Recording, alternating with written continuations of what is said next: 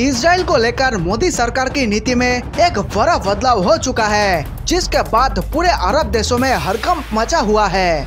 वहीं दूसरी तरफ पाकिस्तान और तुर्की जैसे देश की आंखें फटी की फटी रह गए। जी हाँ दोस्तों, एक बेहद बड़ी खबर सामने आ चुकी है। इस बार के संयुक्त राष्ट्र के महासभा में हुए बैठक में भारत ने जो बयान दिया है, उसके बाद हड़कंप मच गया है। जी हाँ दोस्तों, भारत इजराइल और फिलिस्तीन के बीच में हमेशा से एक सोच समझकर बयान देता आया है, लेकिन अब की बार भारत ने कुछ बड़ा इशारा कर दिया है। जी हाँ दोस्तों, ठीक सुना आपने। जिस प्रकार इजराइल लगातार भारत के साथ एक अच्छा संबंध बनाने का कोशिश दशकों से करता रहा है, अब हमारे दोस्त इजराइल को उस कोशिश का फल मिल रहा है। आपको जानकर हैरानी होगी कि भारत और इजराइल की दोस्ती में जहां भारत का मात्र 2% योगदान रहता है, तो वही इजराइल का 98% भरपूर योगदान हमेशा से रहता है। अब की बार भारत ने इजराइल और फिलिस्तीन पर 2 नेशन थ्योरी की वकालत नहीं की। जी हाँ दोस्तों, जो कि अब तक भारत ने ये साफ साफ कहता कि इजराइल और फिलिस्तीन दोनों ही एक अलग अलग राष्ट्र है और हम हमेशा 2 नेशन थ्योरी पर विश्वास करते हैं। लेकिन अब की बार भारत ने जो बयान दिया है,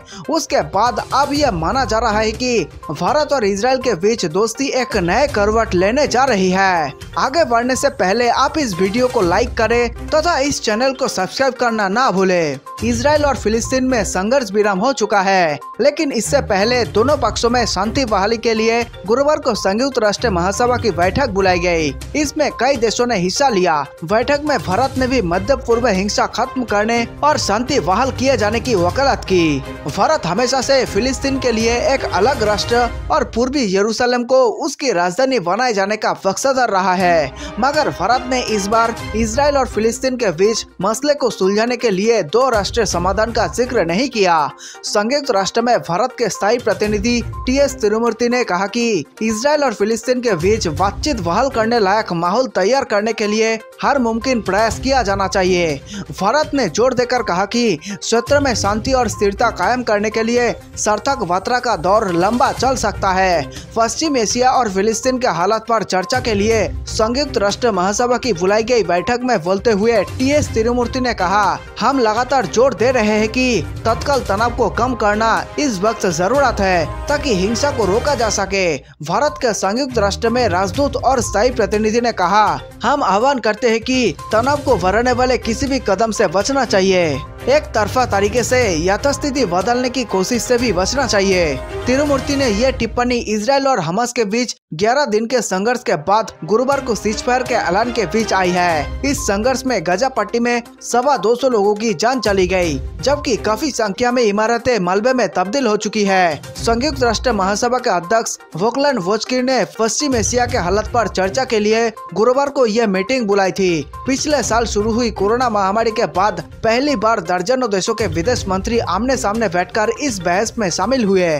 भारतीय प्रतिनिधि तिरुमूर्ति ने कहा कि गाजा पर जवाबी हमले में भी मौतें और विध्वंस हुआ है। उन्होंने कहा कि हिंसा की मौजूदा कड़ी में हम भारतीय नागरिक सहित निर्दोष लोगों की जान जाने से दुखी है। हम एक बार फिर उकसावे, हिंसा और विध्वंस की सभी कार्रवाई की निंदा करते हैं। भारत ने जोर देकर कहा कि हाल की घटनाओं ने एक बार फिर तत्काल इजराइल और फिलिस्तीन के बीच संवाद को बहाल करने की जरूरत है। हालांकि टीएस तिरुमूर्ति ने इस दौरान एक बार फिर 2 राष्ट्रीय समाधान का जिक्र नहीं किया, जबकि इससे पहले इजराइल और फिलिस्तीन के बीच मामले को सुलझाने के लिए इसका उल्लेख करता रहा है। टीएस तिरुमूर्ति ने 12 मई को 2 राष्ट्रीय समाधान की चर्चा की थी, लेकिन इस बार 2 राष्ट्रीय समाधान का जिक्र न किए जाने से भारत के बदलते रुख का संकेत मिलता है। भारत इजराइल और फिलिस्तीन पर बड़ी सावधानी से अपनी प्रतिक्रिया दे रहा है। टीएस तिरुमूर्ति के बयान को फिलिस्तीन के साथ भारत के ऐतिहासिक संबंधों और इजराइल के साथ इसके फैलते फूलते संबंधों के बीच संतुलन बनाए रखने के प्रयास के रूप में देखा जा रहा है। आजादी के बाद शुरू के 4 दशकों तक भारत की नीति फिलिस्तीन समर्थक की रही है। भारत ने शुरुआत में इजराइल को मान्यता देने से भी इनकार कर दिया था, लेकिन बाद में भारत ने इजराइल से भी संतुलन साधने की कोशिश की। अब धीरे धीरे भारत का रुख इजराइल समर्थक के रूप में देखा जाने लगा है। दोस्तों, आपको बताते चले कि पाकिस्तान के अंदर जो भयंकर बम ब्लास्ट हुआ है जिसमें 7 लोग मारे जा चुके हैं, उसके बारे में ये खबर आ रही है कि उसके पीछे इजराइल के खतरनाक एजेंसी मोसाद का हाथ है। जी हाँ दोस्तों, यह बिल्कुल संभव है कि इजराइल ने पाकिस्तान को एक तीखा झटका दिया है, क्योंकि जिस प्रकार इजराइल बार बार पाकिस्तान की हरकतों को देख रहा था और चुपचाप सहन कर रहा था, अब इजराइल के सब्र का बांध टूट चुका है और अब हो सकता है कि इजराइल पाकिस्तान को बड़ा सबक सिखा दे। जिस प्रकार पाकिस्तान कश्मीर मुद्दे को लेकर भारत के खिलाफ संयुक्त राष्ट्र में झूठ फैलाने का काम करता है, ठीक वही गलती पाकिस्तान ने इजराइल के खिलाफ यूएन में किया है। लेकिन आपको बता दें कि भारत अपने दुश्मनों को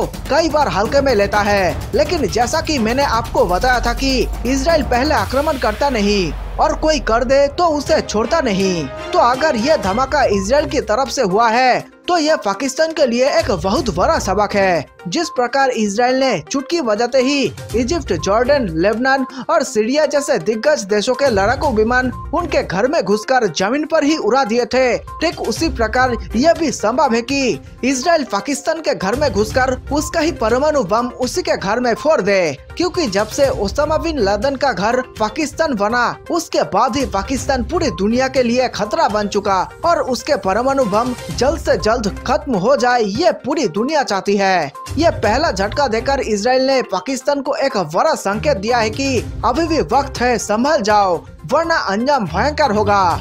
दोस्तों, आपको क्या लगता है आखिर पाकिस्तान में जो धमाका हुआ वे किसने कराया और क्यों कराया, और क्या ये सही किया? सर आप हमें कमेंट में जरूर बताएं और इजराइल के सपोर्ट में इस वीडियो पे एक लाइक जरूर करें और तुरंत इस चैनल को सब्सक्राइब जरूर करें। दोस्तों, पाकिस्तान कई दशक पहले से ही इजराइल के खिलाफ और हमारे यहूदी भाइयों के खिलाफ गंदी गंदी बातें किया करते थे, जिसमें उसके परदादा मोहम्मद अली जिन्ना का भी नाम आता है। ये सब सुनने के बावजूद भी इजराइल ने कभी भी पाकिस्तान के खिलाफ कुछ नहीं बोला, लेकिन अब पाकिस्तान के जाहिल मंत्रियों ने हद पार कर दिया है। जिस प्रकार पाकिस्तान अपने सपोर्टर पर यह लिखता है कि ये सपोर्टर हर एक कंट्री के लिए वैलिड है, लेकिन इजराइल के लिए वैलिड नहीं है, वही दूसरी तरफ इजराइल पाकिस्तान के खिलाफ ऐसी कोई साजिश नहीं रचता।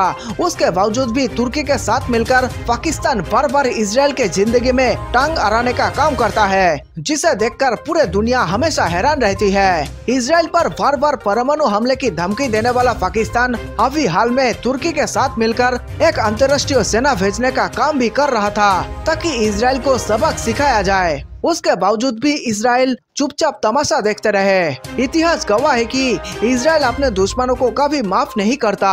जिस प्रकार ईरान ने शांति प्रदेश इजराइल को तंग करने की कोशिश की, उसके बाद इजराइल का तांडव मचाने वाला सिस्टम जिसका नाम मोसाद है वे एक्टिव हो गया और फिर इजराइल ने ईरान में क्या क्या किया ये सबको पता है। ईरान में जगह जगह बम ब्लास्ट हुए, लेकिन वे ब्लास्ट किसने की है वे किसी को पता ही नहीं चला।